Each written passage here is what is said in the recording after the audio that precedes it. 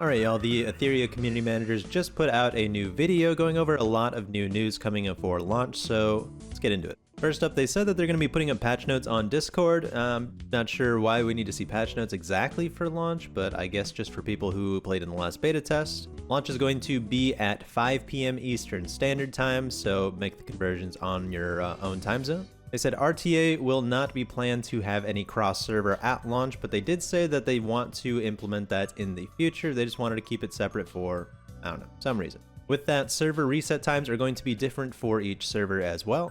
A big one is that they have officially confirmed that pities will carry over between banners. It does mean the same type of banner, so like a limited rate-up banner, the pity will carry over to the next limited rate-up banner, so on and so forth. They are planning on adding post-battle healing and damage statistics. That way you can see how much damage all of your units did, how much healing they did, but they did say that it probably won't be at launch.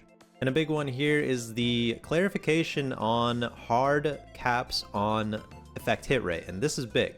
So for each skill, the listed percentage, at most you can only boost that up to double its own percentage, and at least you can get it brought down to half of its percentage. And then when we're looking at each unit's individual bottom cap of effect hit rates, meaning that you can never drop them below this amount, that is 10%. Debuffs also cannot exceed 90% hit rate, so no matter what, there's always going to be just a slight bit of RNG that you will miss a debuff even if you have 100% plus getting the effect landed. But basically this means that if a character has something like a 45% effect hit rate, you can at most double that, hitting that cap of 90%. But then you're still going to have to take into effect your opponent's effect resistance, and then you're still going to want to build a little cushion for that, as long as it's really important for the character to land whatever it is they need to land. Moving on, they didn't state really how we're going to get this exactly, but it does seem that we're going to get more stamina every day in some form. Maybe that's just going to be from daily missions, or we're just going to claim it every day. Next, they weren't 100% clear, but it does seem that these two new units are going to be added into the launch pool, those being the SSR Light Animus, Mio, and the SR Wind Animus Mizuki.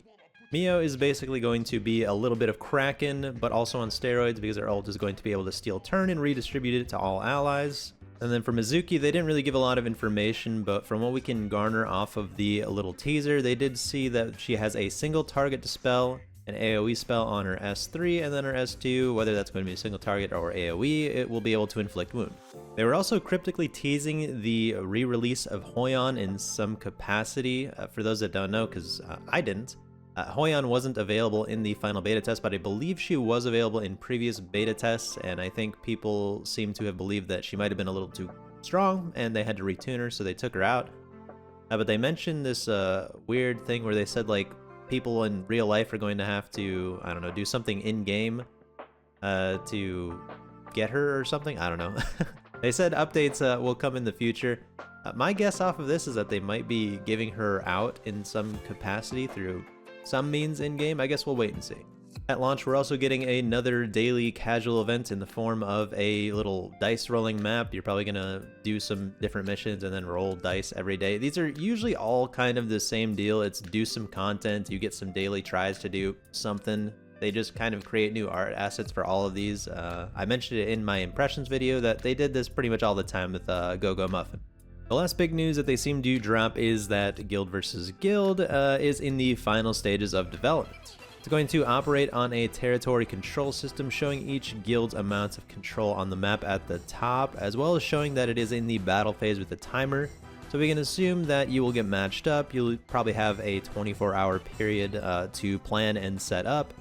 And then the next day or so, you're going to have your opportunities to go ahead and tackle the content, go and try and claim some territories in your own time. Usually for these kinds of things though, it's usually good to kind of get a jump on it as soon as the battle phase opens up.